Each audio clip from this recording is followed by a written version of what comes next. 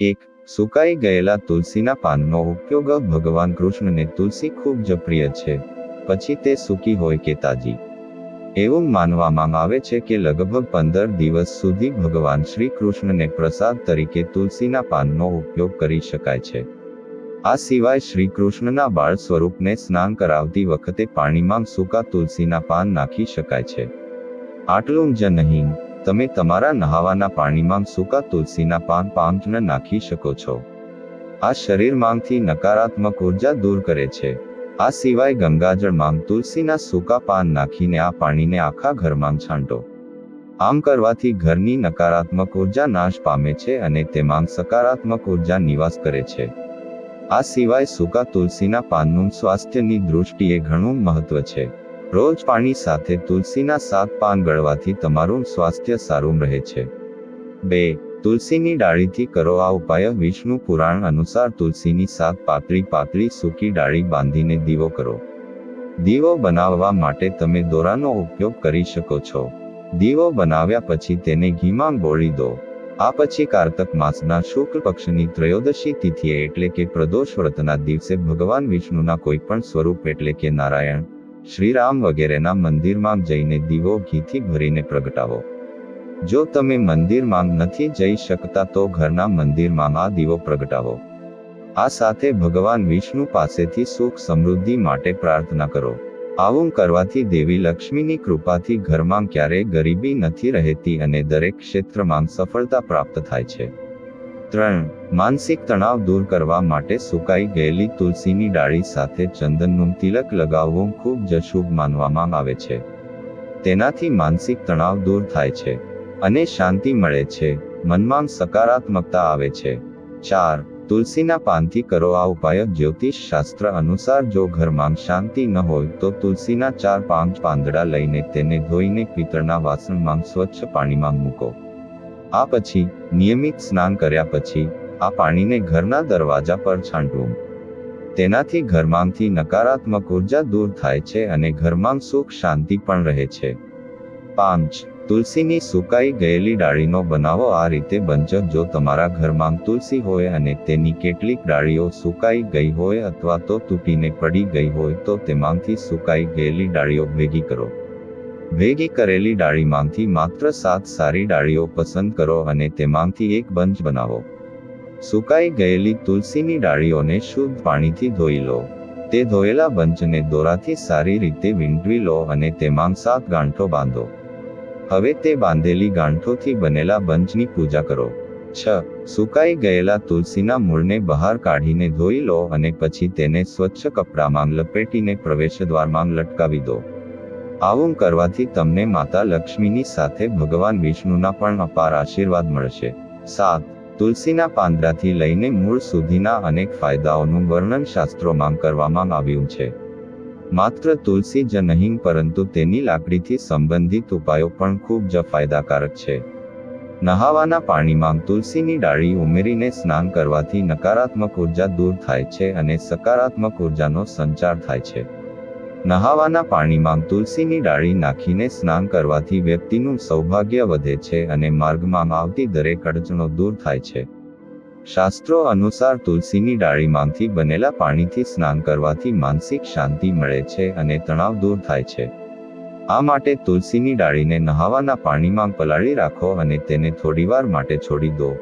હવે આ તુલસીની ડાળીને બહાર કાઢીને તેને સાફ જગ્યાએ રાખો અને આ પાણીથી સ્નાન કરો. પાણીમાં વપરાતી તુલસીને બાથરૂમમાં ક્યારેય ન છોડવી જોઈએ નહીં તો તે અશુદ્ધ થઈ જાય છે. તુલસીની ડાળીથી સ્નાન કરવાનો આ ઉપાય કોઈ પણ અમાવસ્યાના દિવસે કરી શકાય છે. એવું માનવામાં આવે છે કે અમાવસ્યાના દિવસે આ ઉપાય કરવાથી નિંદ્રાધીન ભાગ્ય ચમકે છે. આ ઉપાય દરેક ક્ષેત્રમાં સફળતા અપાવે છે જેથી તમને જીવનભર ધન અને ધાન્યની કમીનો સામનો ન કરવો પડે. 8. સુકાઈ ગયેલા તુલસીના પાંદડાનો કરો આ ઉપાય. જ્યોતિષ શાસ્ત્ર અનુસાર થોડા સૂકા તુલસીના પાન લો, તેને સ્વચ્છ લાલ કપડામાં બાંધી લો અને તેને તમારી પૈસા રાખવાની જગ્યાએ અથવા તો તિજોરીમાં રાખો. આમ કરવાથી દેવી લક્ષ્મીની કૃપા જળવાઈ રહે છે અને વ્યક્તિની આર્થિક પ્રગતિમાં ફાયદો થાય છે.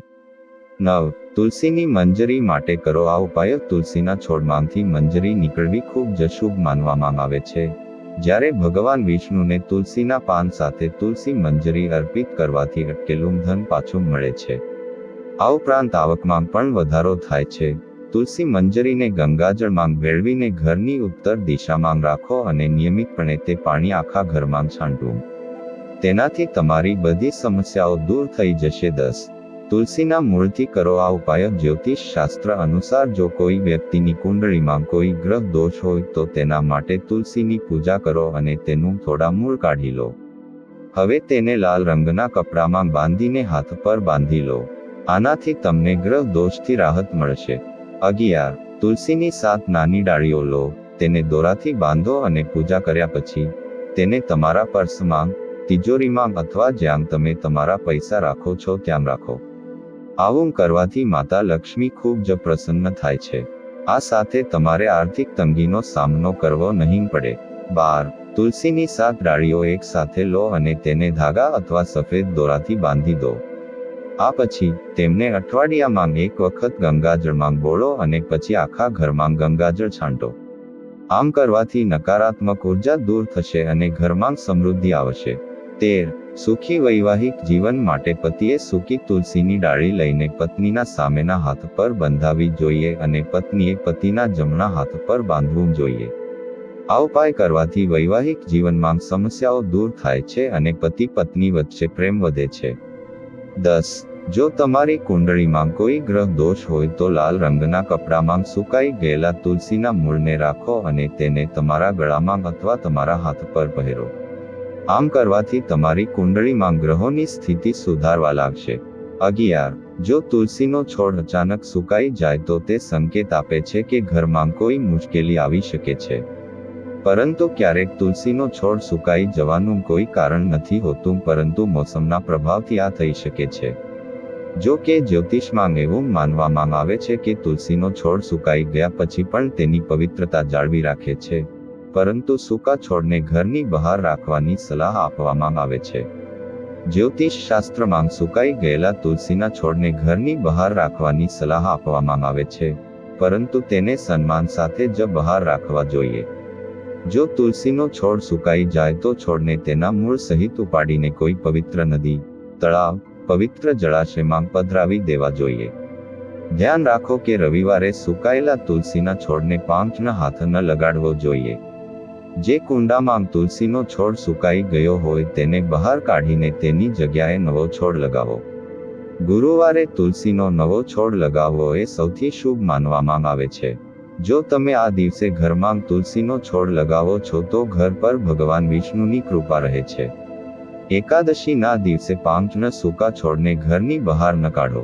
રવિવાર, મંગળવાર અને એકાદશીના દિવસે તુલસીને કોઈ પણ રીતે સ્પર્શ ન કરવો જોઈએ. જ્યોતિષ શાસ્ત્રમાં એવું માનવામાં આવે છે કે જો કુંડામાં લગાવેલ તુલસીનો છોડ સુકાઈ જાય છે અને તેને કુંડામાંથી કાઢી નાખવામાં આવે છે તો તે કુંડાની માટી પણ ખૂબ જ શુભ હોય છે. જ્યાં સુધી તમે તુલસીનો નવો છોડ રોપવા સક્ષમ ન હો ત્યાં સુધી તમે તે જ કુંડાની પૂજા કરી શકો છો જેમાં છોડ અગાઉ વાવેલો હતો. જ્યોતિષ શાસ્ત્ર અનુસાર ઘરમાં 2 પ્રકારની તુલસી લગાવવાની સલાહ આપવામાં આવે છે: રામ તુલસી અને શ્યામા તુલસી. રામ તુલસીને ઘરમાં રોપવા માટે શ્રેષ્ઠ તુલસી માનવામાં આવે છે. તુલસીના તમામ પ્રકારોમાં રામ તુલસીને સૌથી વધુ શુભ માનવામાં આવે છે. તુલસીના છોડ માટે કેટલાક ખાસ નિયમો બનાવવામાં આવ્યા છે જે તમારે ધ્યાનમાં રાખવા જોઈએ. જેમાંથી સૌથી મહત્વની બાબત છે તુલસીના છોડને યોગ્ય દિશામાં વાવો.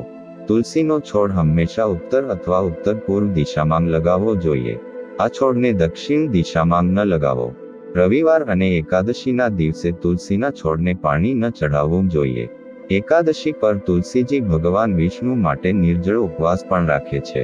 તુલસીનો છોડ કોઈ પણ અંધારાવાળી જગ્યાએ ન રાખવો અને તેને ઘરના આંગણામાં લગાવવું સૌથી શુભ માનવામાં આવે છે. જો આ વિડીયો તમને પસંદ આવ્યો હોય તો વિડીયોને લાઈક કરજો, ચેનલને સબસ્ક્રાઇબ કરજો અને બાજુમાં આપેલા આઇકનને પ્રેસ કરીને ઓલ ઉપર સિલેક્ટ કરી લેજો, જેથી તેમને વિડીયોની નોટિફિકેશન સૌથી પહેલા મળતી રહે. અને કોમેન્ટ બોક્સમાં જય માંગ લક્ષ્મી જરૂરથી લખજો. વિડીયોને છેલ્લે સુધી જોવા બદલ આપનો ખૂબ ખૂબ આભાર.